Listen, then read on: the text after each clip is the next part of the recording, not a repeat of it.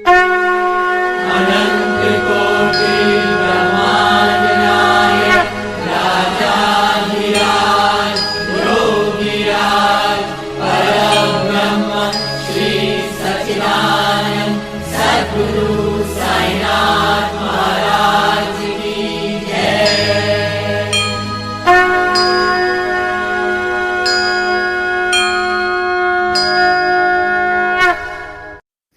ओम श्री साईनाथाय नमः। आइए अध्याय 7 प्रारंभ करते हैं। अद्भुत अवतार श्री साईं बाबा की प्रकृति, उनकी यौगिक क्रियाएं, उनकी सर्वव्यापकता, कुष्ठ रोगी की सेवा, खापर्डे के पुत्र को प्लेग, पंढरपुर गमन। अद्भुत अवतार श्री साईं बाबा समस्त यौगिक क्रियाओं में पारंगत थे। 6 प्रकार की क्रियाओं के तो वे पूर्ण ज्ञाता थे। 6 क्रियाएं जिनमें धौती, खंड योग और समाधि आदि भी सम्मिलित है। यदि कहा जाए कि वे हिंदू थे तो आकृति से वे यवन प्रतीत होते थे। कोई भी निश्चय पूर्वक नहीं कह सकता था कि वे हिंदू थे या यवन। वे हिंदुओं का रामनवमी उत्सव यथाविधि मनाते थे और साथ ही मुसलमानों का चंदनोत्सव भी। वे उत्सव में दंगलों को प्रोत्साहन देते तथा विजेताओं को पर्याप्त पुरस्कार देते थे। गोकुल अष्टमी को वे गोपाल काला उत्सव भी बड़ी धूमधाम से मनाते थे।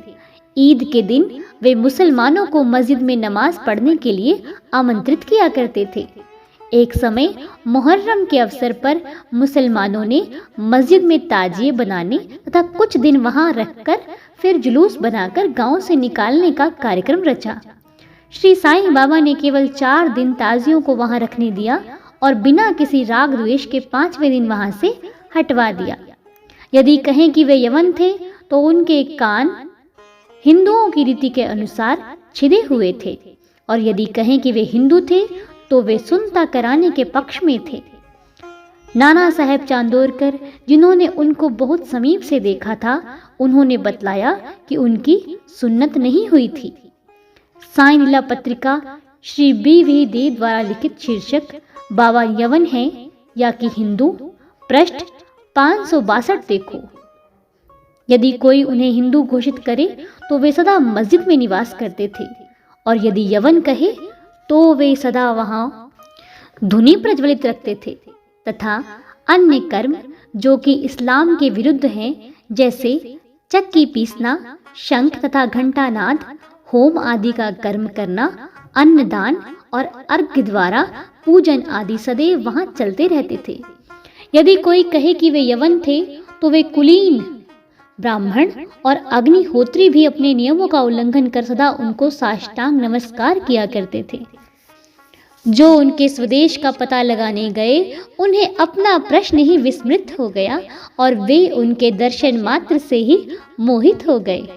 अस्तु इसका निर्णय कोई ना कर सका कि यथार्थ में बाबा हिंदू थे या यवन। इसमें आश्चर्य ही क्या है। जो अहंकार व इंद्रजन्य सुखों को तिलांजलि देकर ईश्वर की शरण में आ जाता है तथा जब उसे ईश्वर के साथ अभिन्नता प्राप्त हो जाती है, तब उसकी कोई जाति पाति नहीं रह जाती। इसी कोटि में श्री साईं बाबा थे। वे जातियों और प्राणियों में किंचित मात्र भी भेदभाव नहीं रखते थे। फकीरों के साथ वे आमिष और मछली का सेवन भी कर लेते थे। कुत्ते भी उनके भोजन पात्र में मुंह डालकर स्वतंत्रता पूर्वक खाते थे, परंतु उन्होंने कभी कोई आपत्ति नहीं की। ऐसा अपूर्व और अद्भुत श्री साईं बाबा का अवतार था।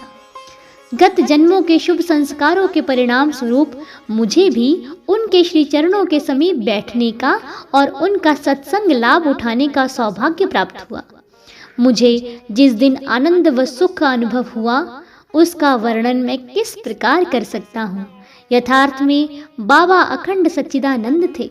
उनकी महानता और अद्वितीयता का बखान कौन कर सकता है। जिसने उनके श्री चरण कमलों की शरण ली, उसे साक्षात्कार की प्राप्ति हुई। अनेक सन्यासी, साधक और अनेक मुमुक्षुजन भी श्री साईं बाबा के पास आया जाया करते थे। बाबा की सदैव उनके साथ चलते फिरते, उठते बैठते, उनसे वार्तालाप कर उनका चित्तरंजन किया करते थे। अल्लाह मालिक सदैव उनके होठों पर था। वे कभी भी विवाद और मतभेद में नहीं पड़ते थे तथा शांत और स्थिर रहते थे, परंतु कभी कभी वे क्रोधित भी हो जाया करते थे। वे सदैव ही वेदांत की शिक्षा दिया करते थे। कोई भी अंत तक ना जान सका कि श्री साईं बाबा वास्तव में कौन थे। अमीर और गरीब दोनों उनके लिए एक समान थे। वे लोगों के गुह व्यापार को पूर्णतः जानते थे और जब वे रहस्य प्रकट करते तो सब विस्मित हो जाते थे। स्वयं ज्ञानावतार होकर भी वे सदैव अज्ञानता का प्रदर्शन किया करते थे। उन्हें आदर सत्कार से सदैव अरुचि थी। इस प्रकार का श्री साईं बाबा का वैशिष्ट्य था। थे तो वे शरीरधारी, परंतु कर्मों से उनकी ईश्वरीयता स्पष्ट झलकती थी। शिरडी के सकल नर नारी उन्हें परब्रह्म ही मानते थे। विशेष श्री साईं बाबा के एक अंतरंग भक्त महालसापति, जो कि बाबा के साथ मस्जिद तथा चावड़ी में शयन करते थे, उन्हें बाबा ने बतलाया था कि मेरा जन्म पाथर्डी के एक ब्राह्मण परिवार में हुआ था। मेरे माता पिता ने मुझे बाल्यावस्था में ही फकीर को सौंप दिया था। जब यह चर्चा चल ही रही थी, तभी पाथर्डी से कुछ लोग वहां आए तथा बाबा ने उनसे कुछ लोगों के संबंध में पूछताछ भी की। श्रीमती काशीबाई कानेटकर, पुणे की एक प्रसिद्ध विदुषी महिला, ने साईं लीला पत्रिका भाग 2 के पृष्ठ 79 पर अनुभव नंबर 5 में प्रकाशित किया है कि बाबा के चमत्कारों को सुनकर हम लोग अपनी ब्रह्मवादी संस्था की पद्धति के अनुसार विवेचना कर रहे थे। विवाद का विषय था कि श्री साईं बाबा ब्रह्मवादी हैं या वाम मार्गी। कालांतर में जब मैं शिरडी गई तो मुझे इस संबंध में अनेक विचार आ रहे थे। जैसे ही मैंने मस्जिद की सीढ़ियों पर पैर रखा कि बाबा उठकर सामने आ गए और अपने हृदय की ओर संकेत कर मेरी ओर घूरते हुए क्रोधित होकर बोले, यह ब्राह्मण है, शुद्ध ब्राह्मण, इसे वाम मार्ग से क्या प्रयोजन। यहाँ कोई भी यवन प्रवेश करने का दुस्साहस नहीं कर सकता और ना ही वह करे। पुनः अपने हृदय की ओर इंगित करते हुए बोले, यह ब्राह्मण लाखों मनुष्यों का पथ प्रदर्शन कर सकता है और उनको अपर्याय वस्तु की प्राप्ति करा सकता है। यह ब्राह्मण की मस्जिद है। मैं यहाँ किसी वाम मार्गी की छाया भी ना पड़ने दूंगा। बाबा की प्रकृति। मैं मूर्ख जो हूँ, श्री साईं बाबा की अद्भुत लीलाओं का वर्णन नहीं कर सकता। शिरडी के प्राय समस्त मंदिरों का उन्होंने जीर्णोद्धार किया। श्री तात्या पाटिल के द्वारा शनि, गणपति, शंकर, पार्वती, ग्राम्य देवता और हनुमान जी आदि के मंदिर ठीक करवाए। उनका दान भी विलक्षण था। दक्षिणा के रूप में जो धन एकत्रित होता था, उसमें से वे किसी को 20 रुपए, किसी को 15 रुपए, तो किसी को 50 रुपए, इस प्रकार प्रतिदिन स्वच्छंदता पूर्वक वितरण कर देते थे। प्राप्तिकर्ता उसे शुद्ध दान समझता था। बाबा की भी सदैव यही इच्छा थी कि उसका उपयुक्त रीति से व्यय किया जाए। बाबा के दर्शन से भक्तों को अनेक प्रकार का लाभ पहुंचता था। अनेकों निष्कपट और स्वस्थ बन गए। दुष्ट आत्मा पुण्य आत्मा में परिणित हो गए। अनेकों कुष्ठ रोग से मुक्त हो गए और अनेकों को मनोवांछित फल की प्राप्ति हो गई। पंगुओं की पंगुता नष्ट हो गई। उनकी कीर्ति दूर दूर तक फैलती गई और भिन्न भिन्न स्थानों से यात्रियों के झुंड शिरडी आने लगे। बाबा सदैव धूनी के पास ही आसन जमाए रहते और वहीं विश्राम किया करते थे। वे कभी स्नान करते और कभी बिना स्नान किए ही समाधि में लीन रहते थे। वे सिर पर एक साफा, कमर में एक धोती और तन ढकने के लिए एक अंगरखा धारण करते थे। प्रारंभ से ही उनकी वेशभूषा इसी प्रकार की थी। अपने जीवन काल के पूर्वार्ध में वे गांव के चिकित्सा कार्य भी किया करते थे। रोगियों को निदान कर उन्हें औषधि भी देते थे और उनके हाथ में अपरिमित यश था। इस कारण से वे अल्पकाल में ही योग्य चिकित्सक विख्यात हो गए। यहाँ केवल एक ही घटना का उल्लेख किया जाता है जो बड़ी विचित्र सी है। विलक्षण नेत्र चिकित्सा। एक भक्त की आंखें बहुत लाल हो गई, उनमें सूजन भी आ गई थी। शिरडी सरीखे छोटे ग्राम में डॉक्टर कहाँ। तब भक्तगण ने रोगी को बाबा के समक्ष उपस्थित किया। इस प्रकार की पीड़ा में डॉक्टर प्राय लेप, मरहम, अंजन, गाय का दूध तथा कपूर युक्त औषधियों को प्रयोग में लाते हैं, पर बाबा की औषधि तो सर्वथा भिन्न ही थी। उन्होंने भिलावा पीसकर उसकी 2 गोलियां बनाई और रोगी के नेत्रों में एक एक गोली चिपकाकर कपड़े की पट्टी से आंखें बांध दी। दूसरे दिन पट्टी हटाकर नेत्रों के ऊपर जल के छींटे छोड़े गए। सूजन कम हो गई और नेत्र प्राय निरोग हो गए। नेत्र शरीर का एक अति सुकोमल अंग है, परंतु बाबा की औषधि से कोई हानि नहीं पहुंची, वरन नेत्रों की व्याधि दूर हो गई। इस प्रकार अनेक रोगी निरोग हो गए। यह घटना तो केवल उदाहरण स्वरूप ही यहाँ दी गई है। आइए अब जानते हैं बाबा की यौगिक क्रियाएं। बाबा को समस्त यौगिक प्रयोग और क्रियाएं ज्ञात थीं। उनमें से केवल 2 का ही उल्लेख यहाँ किया जाता है। पहला, धौती क्रिया अर्थात आंतें स्वच्छ करने की क्रिया। प्रति तीसरे दिन बाबा मस्जिद से पर्याप्त दूरी पर एक वट वृक्ष के नीचे किया करते थे। एक अवसर पर लोगों ने देखा कि उन्होंने अपनी आंतों को उदर से बाहर निकालकर उन्हें चारों ओर से स्वच्छ किया और समीप के वृक्ष पर सूखने के लिए रख दिया। शिरडी में इस घटना की पुष्टि करने वाले लोग अभी भी जीवित हैं। उन्होंने इस सत्य की परीक्षा भी की थी। साधारण धौती क्रिया एक 3 इंच चौड़े व 22.5 फुट लंबे गीले कपड़े के टुकड़े से ही की जाती है। इस कपड़े को मुंह के द्वारा उदर में उतार लिया जाता है तथा उसे लगभग आधा घंटे तक रखे रहते हैं ताकि उसका पूरा प्रभाव हो जाए। तत्पश्चात उसे बाहर निकाल लेते हैं। पर बाबा की यह धौती क्रिया सर्वथा विचित्र और असाधारण ही थी। दूसरी, खंड योग। एक समय बाबा ने अपने शरीर के अवयव पृथक पृथक कर मस्जिद के भिन्न भिन्न स्थानों पर बिखेर दिए। अकस्मात उसी दिन एक महाशय मस्जिद में पधारे और अंगों को इस प्रकार यहाँ वहाँ बिखरे देखकर बहुत ही भयभीत हुए। पहले उनकी इच्छा हुई कि लौटकर ग्राम अधिकारी के पास यह सूचना भिजवा देनी चाहिए कि किसी ने बाबा का खून कर उनके टुकड़े टुकड़े कर दिए हैं, परंतु सूचना देने वाला ही पहले पकड़ा जाता है। यह सोचकर वे मौन रहे। दूसरे दिन जब वे मस्जिद में गए तो बाबा को पूर्वतः हृष्ट पुष्ट और स्वस्थ देखकर उन्हें बड़ा विस्मय हुआ। उन्हें ऐसा लगा कि पिछले दिन जो दृश्य देखा था वह कहीं स्वप्न तो नहीं था। बाबा बाल्यकाल से ही यौगिक क्रियाएं किया करते थे और उन्हें जो अवस्था प्राप्त हो चुकी थी उसका सत्य ज्ञान किसी को भी नहीं था। चिकित्सा के नाम से उन्होंने कभी किसी से एक पैसा भी स्वीकार नहीं किया। अपने उत्तम लोकप्रिय गुणों के कारण उनकी कीर्ति दूर दूर तक फैल गई। उन्होंने अनेक निर्धनों और रोगियों को स्वास्थ्य प्रदान किया। इस प्रसिद्ध डॉक्टरों के डॉक्टर, मसीहों के मसीहा ने कभी अपने स्वार्थ की चिंता न कर अनेक विघ्नों का सामना किया तथा स्वयं असहनीय वेदना और कष्ट सहन कर सदैव दूसरों की भलाई की और उन्हें विपत्तियों में सहायता पहुंचाई। वे सदा पर कल्याणार्थ चिंतित रहते थे। ऐसी ही एक घटना नीचे लिखी जाती है जो उनकी सर्वव्यापकता तथा महान दयालुता की द्योतक है। बाबा की सर्वव्यापकता और दयालुता। सन 1910 में बाबा दीपावली के शुभ अवसर पर धुनी के समीप बैठे हुए अग्नि ताप रहे थे तथा साथ ही धुनी में लकड़ी डालते जा रहे थे। धुनी प्रचंडता से प्रज्वलित थी।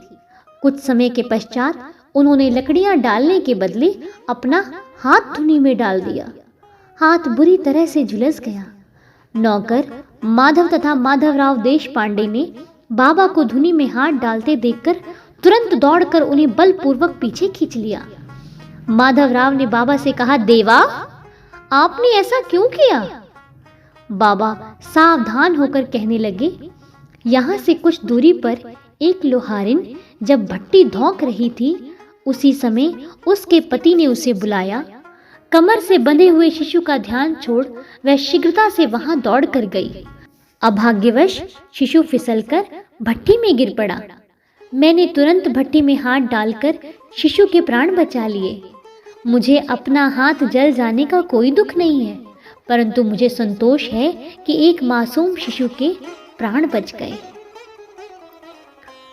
कुष्ठ रोगी की सेवा। माधवराव देशपांडे के द्वारा बाबा के हाथ जल जाने का समाचार पाकर श्री नाना साहेब चांदोरकर बंबई के सुप्रसिद्ध डॉक्टर श्री परमानंद के साथ दवाइयाँ, लेप, लिंट तथा पट्टियाँ आदि साथ लेकर शीघ्रता से शिरडी को आए। उन्होंने बाबा से डॉक्टर परमानंद को हाथ की जांच करने और जले हुए स्थान में दवा लगाने की अनुमति मांगी। यह प्रार्थना अस्वीकृत हो गई। हाथ जल जाने के पश्चात एक कुष्ठ रोग पीड़ित भक्त भागोजी शिंदे उनके हाथ पर सदैव पट्टी बांधते थे। उनका कार्य था प्रतिदिन जले हुए स्थान पर घी मलना और उसके ऊपर एक पत्ता रखकर पट्टियों से उसे पुनः पूर्वतः कसकर बांध देना। घाव शीघ्र भर जाए, इसके लिए नाना साहेब चांदोरकर ने पट्टी छोड़ने तथा डॉक्टर परमानंद से जांच व चिकित्सा कराने का बाबा से बारंबार अनुरोध किया। यहाँ तक कि डॉक्टर परमानंद ने भी अनेक बार प्रार्थना की, परंतु बाबा ने ये कहते हुए टाल दिया कि केवल अल्लाह ही मेरा डॉक्टर है। उन्होंने हाथ का परीक्षण करवाना अस्वीकार कर दिया। डॉक्टर परमानंद की दवाइयाँ शिरडी के वायुमंडल में न खुल सकी और न उनका उपयोग ही हो सका। फिर भी डॉक्टर साहब का परम भाग्य था जो उन्हें बाबा के श्री दर्शन का लाभ हुआ। भागोजी को दवा लगाने की अनुमति मिल गई। कुछ दिनों के उपरांत जब घाव भर गया तब सब भक्त सुखी हो गए, परंतु यह किसी को भी ज्ञात न हो सका कि कुछ पीड़ा शेष रही थी या नहीं। प्रतिदिन प्रातःकाल घृत से हाथ की मालिश और कसकर पट्टी बांधना श्री साईं बाबा की समाधि पर्यंत यह क्रम इसी प्रकार चलता रहा। श्री साईं बाबा सदृश पूर्ण सिद्ध को यथार्थ में इस चिकित्सा की भी कोई आवश्यकता नहीं थी, परंतु भक्तों के प्रेमवश उन्होंने भागोजी की यह सेवा निर्विघ्न स्वीकार कर ली। जब बाबा लेंडी को जाते तो भागोजी छाता लेकर उनके साथ ही जाते थे। प्रतिदिन प्रातःकाल जब बाबा धुनी के पास आसन पर विराजते तब भागोजी वहां पहले से ही उपस्थित रहकर अपना कार्य प्रारंभ कर देते। भागोजी ने अपने पिछले जन्म में अनेक पाप कर्म किए थे, इस कारण वे कुष्ठ रोग से पीड़ित थे। उनकी उंगलियां गल चुकी थीं और शरीर पीप आदि से भरा हुआ था, जिससे दुर्गंध भी आती थी। यद्यपि ब्रह्म दृष्टि से वे दुर्भागी प्रतीत होते थे, परंतु बाबा का प्रधान सेवक होने के नाते यथार्थ में वे ही अधिक भाग्यशाली तथा सुखी थे। उन्हें बाबा के सानिध्य का पूर्ण लाभ प्राप्त हुआ। आइए अब जानते हैं बालक खापर्डे को प्लेग। अब मैं बाबा की एक दूसरी अद्भुत लीला का वर्णन करूंगा।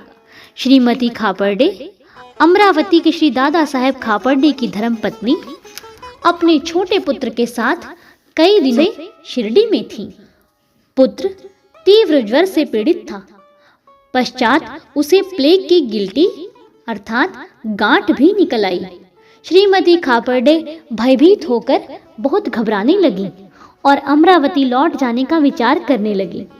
संध्या समय जब बाबा वायु सेवन के लिए वाड़े, जो कि अब समाधि मंदिर कहा जाता है, के पास से जा रहे थे, तब उन्होंने उनसे लौटने की अनुमति मांगी तथा कंपित स्वर में कहने लगी कि मेरा प्रिय पुत्र प्लेग से ग्रस्त हो गया है, अतः अब मैं घर लौटना चाहती हूँ। प्रेम पूर्वक उनका समाधान करते हुए बाबा ने कहा, आकाश में बहुत बादल छाए हुए हैं, उनके हटते ही आकाश पूर्वतः स्वच्छ हो जाएगा। ऐसा कहते हुए उन्होंने अपनी कमर तक अपनी कफनी ऊपर उठाई और वहां उपस्थित सभी लोगों को अंडों के बराबर 4 गिल्टियां दिखाकर कहा, देखो मुझे अपने भक्तों के लिए कितना कष्ट उठाना पड़ता है, उनके कष्ट मेरे हैं। यह विचित्र और असाधारण लीला देखकर लोगों को विश्वास हो गया कि संतों को अपने भक्तों के लिए किस प्रकार कष्ट सहन करने पड़ते हैं। संतों का हृदय मोम से भी नर्म तथा मक्खन जैसा कोमल होता है। वे अकारण ही भक्तों से प्रेम करते और उन्हें अपना निजी संबंधी समझते हैं। पंढरपुर गमन और निवास। बाबा अपने भक्तों से कितना प्रेम करते और किस प्रकार उनकी समस्त इच्छाओं तथा समाचारों को पहले से ही जान लेते थे, इसका वर्णन कर मैं ये अध्याय समाप्त करूंगा। नाना साहेब चांदोरकर बाबा के परम भक्त थे। वे खान देश में नंदुरबार के मामलतदार थे। उनका पंढरपुर को स्थानांतरण हो गया और श्री साईं बाबा की भक्ति उन्हें फलदायी हो गई, क्योंकि उन्हें पंढरपुर, जो भूवैकुंठ पृथ्वी का स्वर्ग सदृश ही समझा जाता है, उसमें रहने का अवसर प्राप्त हो गया।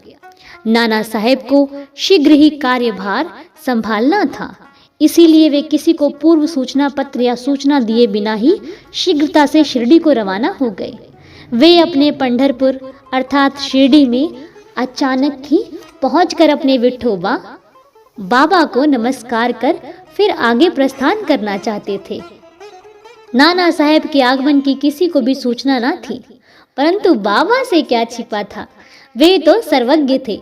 जैसे ही नाना साहेब नीम गांव पहुंचे, जो कि शिरडी से कुछ ही दूरी पर है, बाबा पास बैठे हुए महालसापति अप्पा शिंदे और काशीराम से वार्तालाप कर रहे थे। उसी समय मस्जिद में स्तब्धता छा गई और बाबा ने अचानक ही कहा, चलो चारों मिलकर भजन करें। पंढरपुर के द्वार खुले हुए हैं, यह भजन प्रेम पूर्वक गाएं। पंढरपूरला जायांचे तिथेंच मंजला राहायांचे, तिथेंच मंजला राहायांचे, घर ते माया राहायांचे। बाबा गाते जाते थे और भक्तगण उसे दोहराते जाते थे। कुछ समय में नाना साहेब ने वहां सुकुटुंब पहुंचकर बाबा को प्रणाम किया। उन्होंने बाबा से पंढरपुर पधारने तथा वहां निवास करने की प्रार्थना की। पाठकों, अब इस प्रार्थना की आवश्यकता ही कहाँ थी। भक्तगण ने नाना साहेब को बतलाया कि बाबा पंढरपुर वास के भाव में पहले से ही थे। यह सुनकर नाना साहेब द्रवित हो श्री चरणों पर गिर पड़े और बाबा की आज्ञा ऊदी और आशीर्वाद प्राप्त कर वे पंढरपुर को रवाना हो गए। बाबा की कथाएं अनंत हैं। अन्य विषय जैसे मानव जन्म का महत्व, बाबा की भिक्षावृत्ति पर निर्वाह, बाईजाबाई की सेवा तथा अन्य कथाओं को अगले अध्याय के लिए शेष रखकर अब मुझे यहाँ विश्राम करना चाहिए। श्री सद्गुरु साईनाथार्पणमस्तु। शुभम भवतु। अध्याय 7 संपूर्ण। ओम श्री साईनाथाय नमः।